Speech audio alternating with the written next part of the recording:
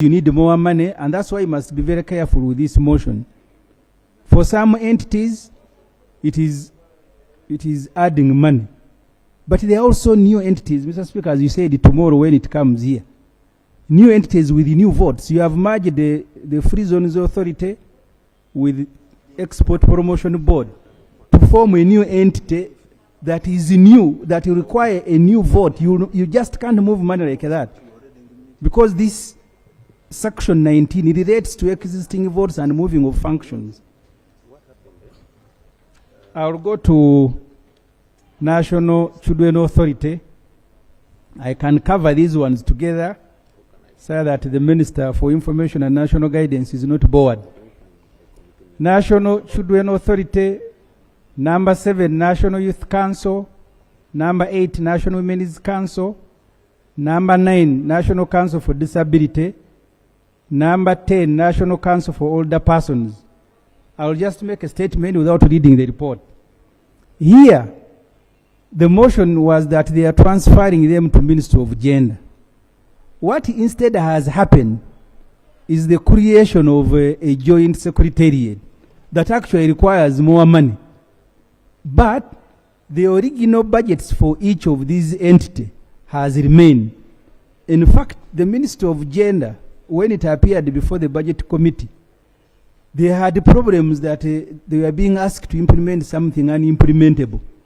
Because they said, you just streamline all these councils into the ministry. They said you cannot. So this information is important for Parliament to note, that actually what we are asked to do is eventually not what has happened.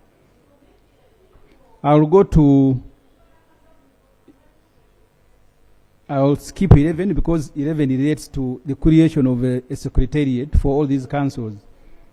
Uganda, number 12, Uganda Warehouse Receipt System Authority abolished and services transferred to Ministry of Trade and Industry and Cooperative under the Department of Warehouse and Receipt Management. The bill was sent to on July 15th. The approved budget for this entity was 3.1 billion. Released so far 817 million, and a balance of 2.3 remain. Interestingly here, the minister says no request to transfer is being made, but a saving.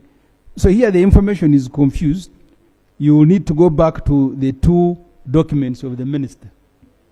On this point, finally, NGO Bureau was mainstreamed into Ministry of Internal Affairs under the Department of NGO Management, and it was named Department of Non-Government Organizations Management. The budget for the NGO Bureau was 1.9 billion. 1.6 billion was released, leaving a balance of 360 million. No money here is being transferred. At least the attachment the minister brought remained vacant, but he included it. What is the status of other rationalized agencies? This part I did it before the Honorable Musasi's trafficked another motion, which is now under consideration. But the point here, you are being asked to reallocate money for 13 agencies, 12 above. What about the following that were also rationalized? That's the question I was asking before this motion was brought. And I have listed them. Accepting to process the 13 today, you will be asked to process others in a piecemeal manner. This Parliament must set some standards. Minister of Finance cannot turn it into their department. One single supplementary request should be tabled to facilitate this unprecedented budget revision. Please don't allow the minister to make this matter look simple, because it is not. And must be careful when you are processing it. Otherwise, we will be, Mr. Speaker, I have done with the report. We will be making the same mistake that they are making. The committee cannot capture everything that has happened when we are meeting these entities. They are all suffering. As I said, there are entities that are supposed to be correcting money, they can't correct because they merged them. Public service is yet to approve the new structure. Yet they brought a budget here to say it will be financed by money including NTR. So this total chaos by the implementers of rationalization should not be tolerated by Parliament, because they will come here persuading you that there is a crisis. And I want to thank you, Mr. Speaker. That marks the end of my presentation. There are two operational words under Section 19. Parliament may, by resolution, authorize the minister to reallocate funds from a vote to another. When you interrogate the word reallocate, it means there must be something in existence. For you to be reallocated from Kampala to Lira, it means you have been resident in Kampala. You cannot reallocate a non-existent amount of money. So what the minister should be telling us is that this amount of money exists under vote 119, which is URSB, I think, and we are moving the same amount of money to vote 137, which is NIRA. This is not coming clearly. And the reason is because the people at the Ministry of Finance, if the minister is in charge, have sought to take advantage of this parliament to do an illegality. The minister is entitled at any one point to come here and request for additional money where they have a shortage. Let me demonstrate to you, Mr. Speaker. The minister seeks the amount of money we appropriated in this parliament under URSB for civil registration function is 326 million. The money we appropriated under Uganda Registration Services Bureau under the function of civil registration for wages is 23.6 million. The minister is now telling us here to transfer 760 million. Where does he get 436 million? Right Honourable Speaker, while directing the committee to review the rules, emphasize the need to specify the number of members constituting a committee. The committee considered this together with the proposal by the Office of the Clerk to reinstate the upper and lower limits on the membership of committees, which were removed during the previous review. The Office of the Clerk proposed a minimum of 30 and a maximum of 40 members per committee for sectoral and standing committee, except for the Committee on Business, Budget and Appointments. Right Honourable Speaker, we go to the recommendation. Considering that there are 470 members of Parliament eligible to serve on committees, excluding Speaker, Deputy Speaker, Vice President, Prime Minister, Ministers, the rules should specify the membership of committees, except for business committees, as follows. All committees except the Budget Committee should have a minimum of 20 and a maximum of 40. For the Budget Committee, no lower limit should be prescribed. However, the upper limit should be adopted at 60, including chairpersons and committees. Chairpersons of committees. Yeah, because the chairpersons of committee are ex officio members. So to add in again another 30, it becomes an 80-member committee. Really doesn't make sense to have a committee of, I think, 80. I don't know how many they are now. Voting rights of chairpersons on the Budget Committee. I don't want to go into the history, but we went through the history of the Budget Committee and whether the chairpersons of committees have been treated as real members of the Budget Committee. Right Honourable Speaker, I'm sure all members of this House know what has been happening. We now recommend that the rules should expressly provide that chairpersons of committees are full members of the Budget Committee with voting rights to enable them to effectively participate in decision making. Representations of special interest groups in leadership of committees. There were proposals and these were recommendations. The committee recommends that Rule 157 be amended to specify that it is the responsibility of political parties when designating a chairperson to ensure that 40% of committee leadership positions are women. Additionally,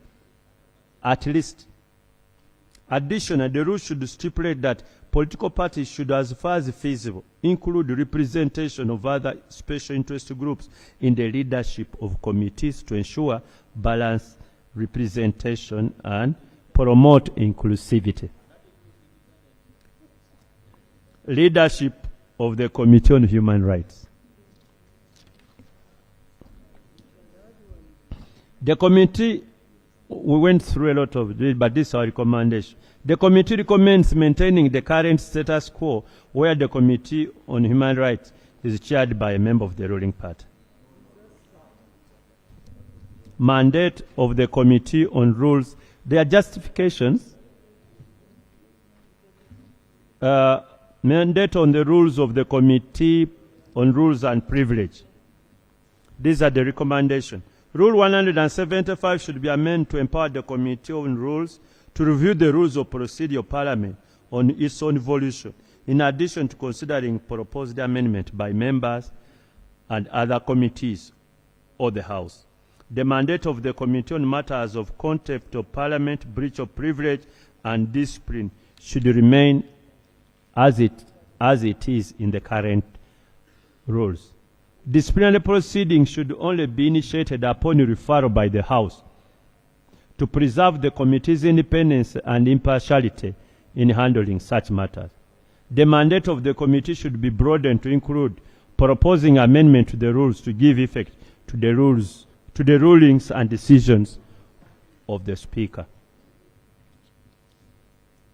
Mandate of the Committee on Science, Technology and Innovation. The committee therefore recommends that Rule 186, which currently creates a contradiction in the rules of assigning the Committee on STI budgetary responsibility, which are meant for the Committee on Presidential Affairs, should be deleted from the rules. There has been a conflict of roles by both committees. Designation of parliamentary commissioners to the committees. To safeguard the objectivity, impartiality, and independence of the committees, the committee recommends that the rules should explicitly prohibit the designation of parliamentary commissioners to the Committee on Legal and Parliamentary Affairs. The reason is the commissioners appear on that appear in that committee, and yet it has been a practice that the commissioners are members of the legal committee. So I think we should specifically prohibit that. The restructuring of the Committee on Physical Infrastructure. Honorable colleagues, the committee recommends the restructuring of the Committee on Physical Infrastructure in two separate committees as follows. Committee on Physical Infrastructure covering works and transport. Committee on Lands, Housing and Urban Development covering lands, housing, urban development and physical planning. It has been an elephant of a committee, and the bigger it is, the more inefficient it becomes. Quorum of committees. To enhance clarity and ensure certainty, the committee recommends that the phrase "unless the House otherwise directs" be deleted from Rule 197. Committee reports. Signing of committee reports. Colleague, we have some significant proposals we are making. And Right Honourable Speaker, allow me to read this because we are proposing a fundamental change here. Rule 204 stipulates that a report of a committee shall be signed and initiated by at least 1/3 of all members of the committee and shall be laid on table. This is a mandatory requirement. However, the committee has noted instances where some members fail to sign either the majority or the minority report, effectively excluding themselves from decision-making process of the committee. This practice has led to undesirable situations where chairpersons are forced to seek signatures from members creating the false impression that the report is solely the chairperson's responsibility, which is not. The committee underscored that it is the duty of every member to not only attend meetings and engage in discussion, but also to participate in the decision-making process of the committee, which is expressed in a committee report. While the committee recognizes a member's right to abstain from signing the report for valid reasons, such as conflict of interest under Rule 94, it is important that such abstentions are documented. A member wishing to abstain should make that decision known so that it is recorded in the committee's minutes and report. This will foster a sense of accountability and reinforce the principle of collective responsibility and decision making. Chairpersons of committees are having a problem chasing for member signatures. Then, Right Honourable Speaker, you find a report, there are 30 members and only 8 have signed. The rest, there is no minority report, there is no majority report. Where have the rest been? Now, we are proposing this.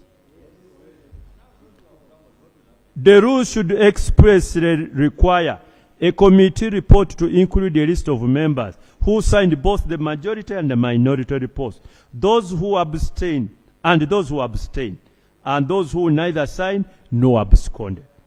It should be a requirement under the rules that a member who neither signs a report nor abstains provides a satisfactory explanation in writing to the chairperson of the committee, which shall be attached to the committee report. If the chairperson finds that the explanation provided is unsatisfactory, the matter should be referred to the Speaker for appropriate action in accordance with Rule 85A. I think gone should be the days when a member does not attend, he doesn't sign, and he cannot be accounted for. This is about accounting for your members. And we are trying to save the chairperson the burden. Sometimes the clerk is calling of the committee, chairperson, you are chasing members. Please come and sign. Come and sign. So every member is going to be accounted for in that report. If you abstain, it will be stated X has abstained. If he's out of station on duty on official duties, it will be stated. Quorum for committee reports. The committee recommends that the term committee report should be defined the rules to mean both majority and minority report as stipulated in Rule 205 of the rules. Committee report hadn't been defined. We are now defined it as a committee report. Like it has been stated here, Right Honourable Speaker, there is only one report of the committee. Even the minority report is part of the report. So we are now defining it in the rules. Joint committee assignments. The rules should expressly provide for the consideration of matters by more than one committee and prescribe other models for handling such assignment. Right Honourable Speaker, there are instances where matter has been referred to a joint committee, but it's not provided for in the rules. So we are now providing for it. The committee assigned to jointly consider matter should function as a unified body rather than two separate committees. Accordingly, the Speaker should appoint a chairperson and a deputy chairperson from amongst the chairpersons of the committees involved. According to Rule 197, the quorum of committees is 1/3 of the total members of the total number of members on the committee. Therefore, quorum should be 1/3 of total membership of the committee.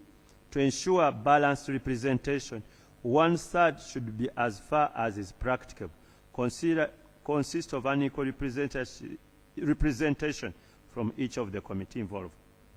The committee should submit a single report, which should be tabled and presented by their chairperson, except, of course, where there is a minority. establishment of a committee on subsidiary legislation and post-legislative scrutiny. Right Honourable Speaker, this is very important. We have enacted many legislations and we have tasked the ministers to come up with the statutory instrument, but many of them have not. So we are putting a committee to follow that up, and to track and report on statutory instruments required to be laid before Parliament, but which have not been laid, to scrutinize statutory instruments laid before Parliament and report to the House whether the powers delegated by Parliament are being properly exercised within the scope of such legislation. To carry out post-legislative scrutiny, including monitoring the implementation of laws passed by Parliament. Absence in the committees. The committee recommends the following. The rules should specify that permission for absence in the committee should be sought in writing from the Speaker or the Chairperson, save in exceptional circumstances, as the Speaker and Chairperson may otherwise permit. This amendment will eliminate the current practice where members seek permission verbally and makes enforcement difficult. A new procedure and sanction should be introduced in the rules. If a member misses 10 sittings without permission, the chairperson should refer the matter to the relevant party whip, who will issue a written warning to the member. This will enable party whips to effectively fulfill the obligation of ensuring their members' attendance at parliamentary business. We are trying to help the party whips do their job by the rules. If the member continues to absent himself for an additional 5 sittings without permission, the chairperson shall report the matter to the Speaker, who should then refer the matter to the Rules Committee. This procedure will provide members an opportunity to explain. Expenses of witnesses before committees. To ensure consistency in the application of this rule and enhance clarity, the committee recommends that a standard format for the summons based on Section 9(2) of the Act be included as an appendix. Publication of evidence and committee reports.